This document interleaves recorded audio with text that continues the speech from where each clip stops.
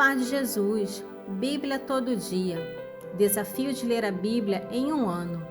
Em nome do Pai, do Filho e do Espírito Santo. Amém. Oração para antes de ler a Bíblia. Oremos. Envia teu Santo Espírito para que eu compreenda e acolha a tua santa palavra. Que eu te conheça e te faça conhecer. Te ame e te faça amar. Te sirva e te faça servir. Te louve e faça louvar por todas as criaturas. Faze, ó Pai, que pela leitura da palavra os pecadores se convertam, os justos perseverem na graça e todos consigamos a vida eterna. Amém. Continuação do livro de Levítico, capítulo 15. Quando uma mulher tiver seu fluxo de sangue, ficará impura durante 7 dias. Qualquer um que a tocar será impuro até a tarde. Todo móvel em que ela se deitar durante sua impureza será impuro, e igualmente aquele em que ela se assentar. Quem tocar em sua cama lavará suas vestes, banhar-se-á em água e ficará impuro até a tarde. Aquele que tocar em um móvel onde ela se tiver assentado lavará suas vestes, banhar-se-á em água e ficará impuro até a tarde.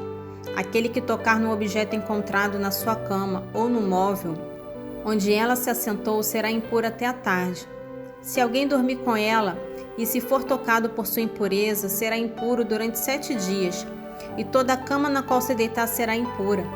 Quando uma mulher tiver um fluxo de sangue durante vários dias, fora do tempo normal, ou se o fluxo se prolongar além do tempo de sua impureza, ela será impura durante todo o tempo desse fluxo, como se estivesse no tempo de sua impureza. Toda cama em que ela se deitar durante todo o tempo de seu fluxo, ser-lhe-á como a cama em que dorme durante sua impureza. Todo móvel em que ela se sentar será impuro como durante sua impureza. Qualquer um que os tocar será impuro. Lavará suas vestes, banhar-se-á em água e ficará impura até a tarde. Quando ela estiver curada de seu fluxo, contará 7 dias e depois será pura. No 8º dia tomará 2 rolas ou 2 pombinhos e os trará ao sacerdote à entrada da tenda de reunião. O sacerdote oferecerá um deles em sacrifício pelo pecado, o outro em holocausto, e fará em seu favor a expiação diante do Senhor por causa do fluxo de sua impureza. É assim que ajudareis os israelitas a se purificarem de suas imundícies, para que não morram por ter contaminado o meu tabernáculo que está no meio deles. Esta é a lei relativa ao homem que tem gonorreia ou que é manchado por um fluxo seminal, e relativa à mulher no tempo de sua menstruação ou a toda pessoa, seja homem ou mulher, atingida por um fluxo, e relativa ao homem que dormir com uma mulher impura. Livro de Levítico, capítulo 16. O Senhor falou a Moisés depois da morte dos 2 filhos de Arão, que foram mortos por se terem aproximado do Senhor. O Senhor disse-lhe: recomenda a teu irmão Arão que nunca entre no santuário além do véu, diante do propiciatório, que recobre a arca, para que não morra, porque apareço na nuvem por cima do propiciatório. Eis como Arão entrará no santuário. Tomará um novilho para o sacrifício pelo pecado e um carneiro para o holocausto. Revestir-se-á da túnica sagrada de linho, levará sobre o corpo um calção de linho, cingir-se-á de um cinto de linho e porá na cabeça um turbante de linho. Estas são as vestes sagradas, que ele só vestirá depois de se ter lavado. Receberá da Assembleia dos Israelitas 2 bodes destinados ao sacrifício pelo pecado e um carneiro para o holocausto. Arão oferecerá por si mesmo o touro em sacrifício pelo pecado e fará expiação por si mesmo e pela sua casa. Tomará os 2 bodes e os colocará diante do Senhor à entrada da tenda de reunião. Deitará sorte sobre os 2 bois, uma para o Senhor e outra para o Azazel. Oferecerá bode sobre o qual caiu a sorte para o Senhor, e oferecê-lo-á em sacrifício pelo pecado. Quanto ao bode sobre o qual caiu a sorte para Azazel, será apresentado vivo ao Senhor, para que se faça expiação sobre ele, a fim de enviá-lo a Azazel no deserto. Arão oferecerá o touro pelo seu pecado e fará expiação por si mesmo e pela sua casa. Degolará o touro destinado ao sacrifício pelo pecado e, tomando o turíbulo que ele terá enchido de brasas no altar diante do Senhor, bem como 2 punhados de perfume aromático em pó, entrará contudo para dentro do véu. Porá o incenso no fogo diante do Senhor, para que a nuvem do perfume cubra o propiciatório da arca e Arão não morra. Tomará o sangue do touro e o aspergirá com o dedo sobre o propiciatório pela frente e depois aspergirá com o dedo 7 vezes defronte do propiciatório. Imolará enfim o bode do sacrifício pelo pecado do povo e levará seu sangue para o outro lado do véu. Fará com esse sangue como fez com o sangue do touro, aspergindo o propiciatório e a frente do propiciatório. É assim que fará expiação pelo santuário por causa das impurezas dos israelitas e de suas transgressões e de todos os seus pecados. Da mesma forma fará pela tenda da reunião que está com ele no meio de suas imundícies. Ninguém esteja na tenda de reunião quando Arão entrar para fazer a expiação no santuário até que saia. Fará assim a expiação por si mesmo, pela sua família e por toda a Assembleia de Israel. Quando tiver saído, irá para o altar que está diante do Senhor, e fará a expiação por este altar. Tomará o sangue do touro e do bode, e o porá nos cornos do altar em toda a volta. Aspergirá com o dedo 7 vezes o altar, para purificá-lo e santificá-lo por causa das imundícies dos israelitas. Havendo terminado a expiação do santuário, da tenda de reunião e do altar, Arão trará o bode vivo, imporá as 2 mãos sobre a sua cabeça e confessará sobre ele todas as iniquidades dos israelitas, todas as suas desobediências, todos os seus pecados. Poloai sobre a cabeça do bode e o enviará ao deserto pelas mãos de um homem encarregado disso.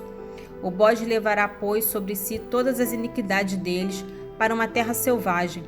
Quando o bode tiver sido mandado para o deserto, Arão voltará para a tenda de reunião, tirará as vestes de linho que ele pôs à sua entrada no santuário e as despojará ali.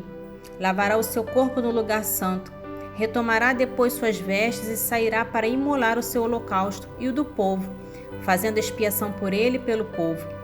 Queimará no altar a gordura do sacrifício pelo pecado. O homem que tiver conduzido o bode a Azazel no deserto, lavará suas vestes e banhar-se-á. Depois disso poderá voltar ao acampamento. Serão levados para fora do acampamento o touro e o bode oferecido em sacrifício pelo pecado, cujo sangue terá sido levado ao santuário, para aí fazer-se a expiação. Queimar-se-ão no fogo o seu couro, a sua carne e os seus excrementos. Aquele que os tiver queimado lavará a sua veste, banhar-se-á e depois disso poderá voltar ao acampamento. Esta será para vós uma lei perpétua. No 7º mês, no 10º dia do mês, jejuareis e não fareis trabalho algum, tanto nativo como estrangeiro que habita no meio de vós, porque nesse dia se fará expiação por vós, para que vos purifiqueis e sejais livres de todos os vossos pecados diante do Senhor. Será um sábado, um dia de descanso para vós, durante o qual jejuares. Esta é uma instituição perpétua. A expiação será feita pelo sacerdote que foi ungido e empossado para exercer o sacerdócio em lugar de seu pai. Revestirá as vestes de linho, as vestes sagradas, e fará expiação pelo santuário sagrado, pela tenda de reunião, pelo altar, pelos sacerdotes e por toda a assembleia. Esta será para vós uma instituição perpétua. Uma vez por ano far-se-á a expiação de todos os pecados dos israelitas. Arão fez como o Senhor o tinha ordenado a Moisés. Livro do Levítico, capítulo 17.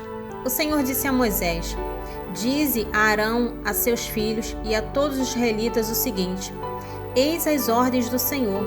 Todo israelita que imolar um boi, uma ovelha ou uma cabra no acampamento ou fora dele, sem apresentá-lo à entrada da tenda de reunião para oferecê-lo ao Senhor diante do seu tabernáculo, será réu do sangue oferecido. Esse homem derramou sangue e será cortado do meio de seu povo. Por isso, os israelitas, em lugar de oferecer os seus sacrifícios no campo, apresentarão as vítimas aos sacerdotes diante do Senhor, à entrada da tenda de reunião, e as oferecerão ao Senhor em sacrifício pacífico. O sacerdote derramará o seu sangue sobre o altar do Senhor, à entrada da tenda de reunião, e queimará a gordura em odor agradável ao Senhor. Nunca mais oferecerão os seus sacrifícios aos sátiros, com os quais se prostituem. Esta será para eles uma lei perpétua, de geração em geração. Dir-lhe-ás todo israelita ou todo estrangeiro que habita no meio deles, e que oferecer um holocausto ou outro sacrifício, sem levar a vítima à entrada da tenda de reunião para sacrificá-lo ao Senhor, será cortado do meio de seu povo. A todo israelita ou a todo estrangeiro que habita no meio deles, e que comer qualquer espécie de sangue, voltarei minha face contra ele e exterminá-lo-ei no meio de seu povo. Pois a alma da carne está no sangue, e dei-vos esse sangue para o altar, a fim de que ele sirva de expiação por vossas almas, porque é pela alma que o sangue expia. Eis porque eu disse aos israelitas: ninguém dentre vós comerá sangue, nem o estrangeiro que habita no meio de vós.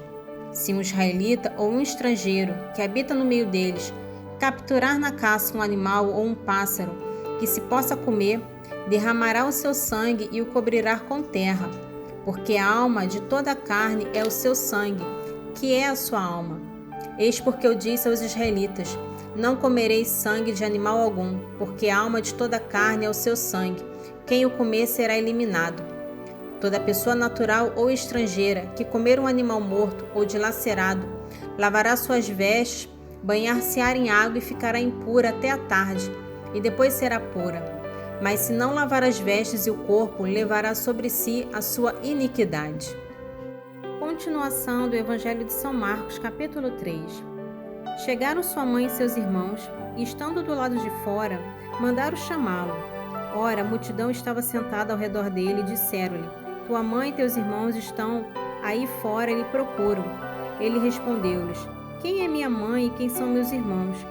E correndo o olhar sobre a multidão que estava sentada ao redor dele, disse: eis aqui minha mãe e meus irmãos.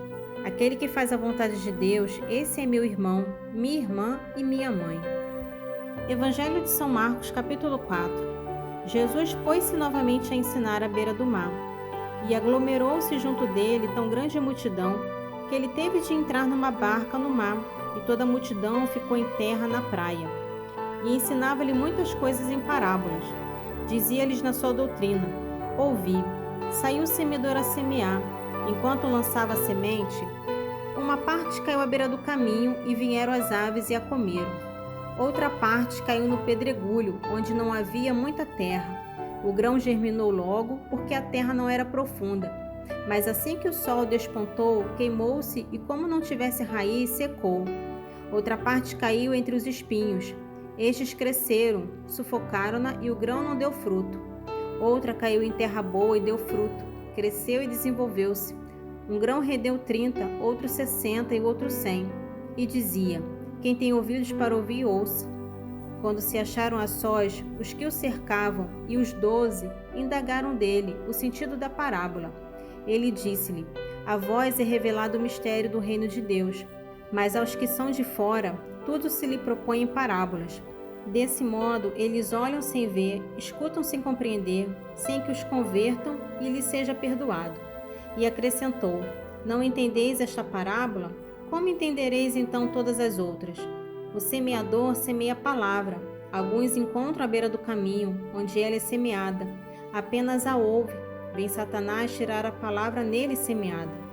Outros recebem a semente em lugares pedregosos. Quando a ouvem, recebem-na com alegria, mas não têm raiz em si. São inconstantes e assim que se levanta uma tribulação ou uma perseguição por causa da palavra, eles tropeçam. Outros ainda recebem a semente entre os espinhos. Ouvem a palavra, mas as preocupações mundanas, a ilusão das riquezas, as múltiplas cobiças sufocam-na e a tornam infrutífera. Aqueles que recebem a semente em terra boa escutam a palavra, acolhem-na e dão fruto, 30, 60 e 100 por um. Dizia-lhe ainda: traze porventura a candeia para ser colocada debaixo do alqueire ou debaixo da cama? Não é para ser posta no candeeiro? Porque nada há oculto que não deva ser descoberto, nada secreto que não deva ser publicado. Se alguém tem ouvidos para ouvir, que ouça. Ele prosseguiu: atendei ao que ouvis, com a medida com que medirdes, vos medirão a vós, e ainda se vos acrescentará, pois ao que tem se lhe dará, e ao que não tem se lhe tirará até o que tem. Salmo 22. O Senhor é meu pastor, nada me faltará. Em verdes prados ele me faz repousar. Conduz-me junto às águas refrescantes. Restaura as forças de minha alma. Pelos caminhos retos ele me leva, por amor do seu nome. Ainda que eu atravesse o vale escuro, nada temerei, pois estais comigo. Vosso bordão e vosso báculo são o meu amparo. Preparais para minha mesa à vista de meus inimigos. Derramais o perfume sobre minha cabeça e transborda a minha taça. A vossa bondade e misericórdia hão de seguir-me por todos os dias da minha vida, e habitarei na casa do Senhor por longos dias. Livro de Provérbios, capítulo 12. Aquele que ama a correção ama a ciência, mas o que detesta a reprimenda é um insensato. O homem de bem alcança a benevolência do Senhor. Condena o Senhor o homem que premedita o mal. Não se firma o homem pela impiedade, mas a raiz dos justos não será abalada. Uma mulher virtuosa é a coroa de seu marido, mas a insolente é como a cárie nos seus ossos. Os pensamentos dos justos são cheios de retidão. As tramas dos perversos são cheias de dolo. Vamos agradecer a Deus pela leitura bíblica do dia. Oremos. Espírito Santo, toca na minha mente e no meu coração, para que eu guarde as palavras lidas na Sagrada Escritura e assim possa, com a ajuda da Tua graça, colocá-las em prática. Sela minha mente e meu coração. Divino Espírito Santo. Amém. Em nome do Pai, do Filho e do Espírito Santo. Amém.